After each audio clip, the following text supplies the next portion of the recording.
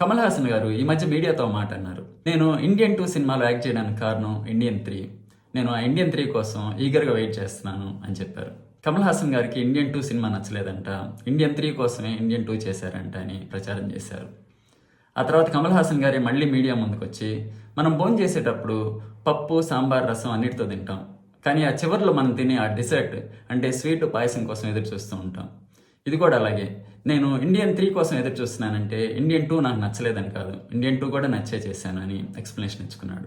కానీ ఇప్పుడు ఈ భారతీయ 2 సినిమా చూసిన తర్వాత కమల్ హాసన్ గారు ఆ రోజు ఆ మాట ఎందుకన్నారో అర్థమవుతుంది.